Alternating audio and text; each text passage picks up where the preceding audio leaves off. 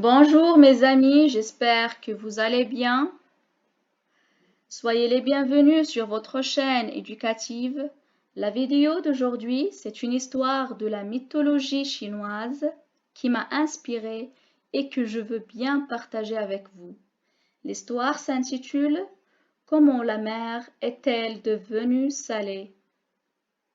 Selon la mythe chinoise, l'eau de la mer était douce il y a longtemps.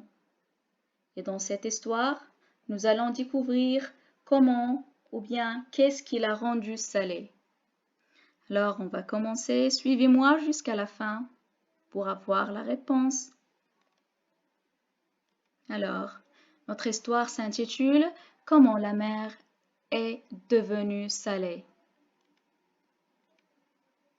Il y a très longtemps, en Chine, deux frères qui vivaient ensemble sous le même toit.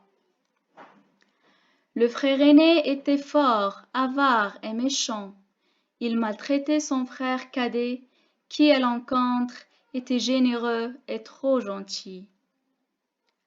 À la mort de leur père, la vie en famille devenait impossible et le frère aîné s'emparait de tous les biens et chassait son frère de la maison.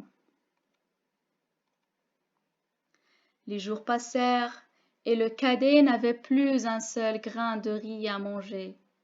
Sa femme le supplia d'aller demander de quoi se nourrir à son aîné. Après hésitation, il décida d'y aller. Arrivé devant la maison parentale, il salua son frère et lui dit « Au nom de la fraternité, prête-moi un peu de riz, je n'ai plus rien à manger. »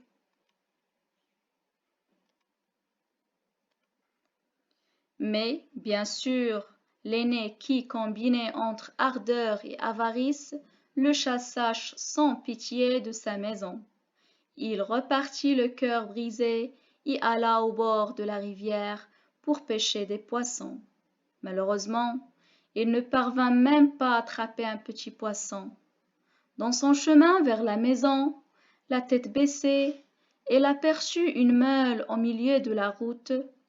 Il pensa qu'il servira à quelque chose et la rapporta à sa maison.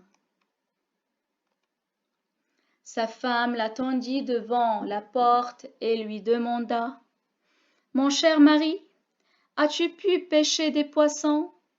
As-tu apporté de quoi nourrir notre faim ?»« Hélas non, mais j'ai trouvé cette meule, » lui répondit tristement. « Mais que peut-on faire avec une meule? Nous n'avons rien à moudre. Nous n'avons pas un seul grain. »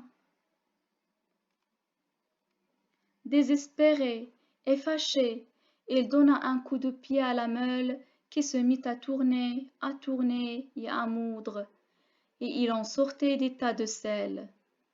Le couple fut stupéfait, mais content de cette aubaine.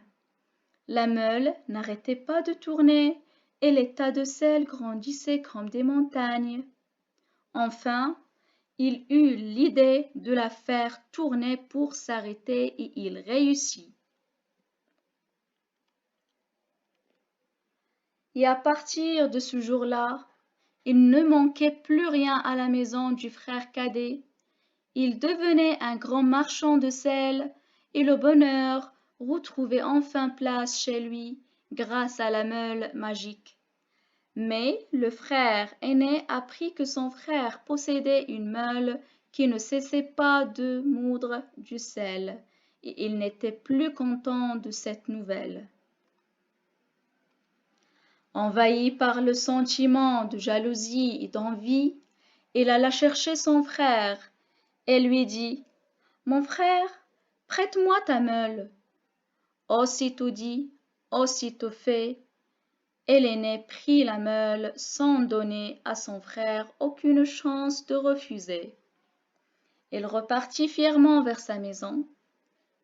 Une fois à l'intérieur, il poussa la meule du pied et elle se mit à moudre du sel de plus en plus vite jusqu'à ce qu'il débordât de la maison.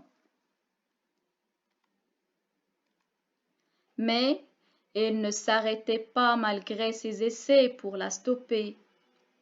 Les murs de la maison commencèrent à craquer et il jeta alors la meule de toutes ses forces par la fenêtre.